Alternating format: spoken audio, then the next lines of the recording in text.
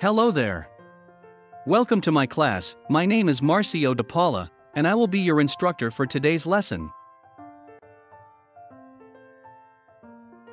Today we will be talking about need-to-know accounting. Even though QuickBooks does the accounting work for you behind the scenes, you should still have a basic understanding of what's happening to your books. In this appendix, you will learn about the basic financial statements important to any business and the accounts that appear on these reports.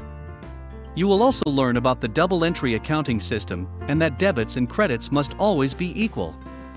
So, let's get started. Financial statements. There are two main reports a company produces periodically to illustrate its financial well-being. Familiarizing yourself with the accounts that make up each of these reports is key to understanding your company's books. The balance sheet report displays all company holdings and debts as of a particular date. The income statement, profit and loss report, displays the income and expenses for a specified period. The accounting equation and the balance sheet. When it comes to accounting, the first equation to internalize is the accounting equation. Assets equals liabilities plus equity. This means if you take all your company's debt, liabilities, and add any investments, equity, you will have a value equal to all the assets your company owns. The balance sheet displays all asset, liability, and equity accounts, the balance sheet accounts. In the balance sheet, the first section, Assets, represents the left side of the accounting equation, displaying all assets.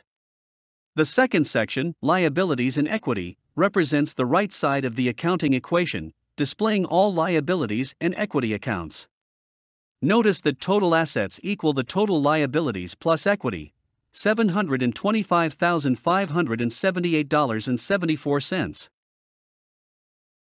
The income statement, profit and loss report. The income and expense accounts are included on the income statement or profit and loss report. Debits and credits, the double entry accounting system. There is another equation in accounting that is paramount to keep in mind. Debits must always equal credits. Accounts are often displayed in a T format in accounting, which you see in the behind-the-scenes sections. In a T account, enter the account name on the top, account debits on the left side, and account credits on the right side. The debit, left, side across all T accounts must always equal the credit, right, side across all T accounts. The term double entry refers to the fact that there has to be at least one account debited and one account credited for each transaction. Types of accounts and normal balances. To recap the two main financial statements and the types of accounts included in each, the balance sheet is composed of asset, liability, and equity accounts, while the income statement is composed of income and expense accounts. Before looking deeper into each account type, you should understand normal balances. Each type of account must have a normal balance of either a debit or a credit. The normal balance is the side that increases the amount of the account. Assets and expenses both have normal debit balances and increase when debited and decrease when credited. Liabilities, equity, and income all have normal credit balances and increase when credited and decrease when debited.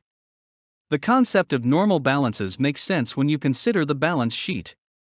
Assets with a normal debit balance must equal the sum of the liabilities and equity, which both have a normal credit balance. A trial balance report is prepared to show all accounts affected during the cycle at the end of an accounting cycle. The balance of each account is entered in the appropriate column based on its normal balance. The net income or net loss is the difference between income and expenses. If income is greater than expenses, an excess credit balance will increase the equity account, net income. If expenses are greater than income, an excess debit balance will decrease the equity account, net loss. In the trial balance report, debits and credits must be equal.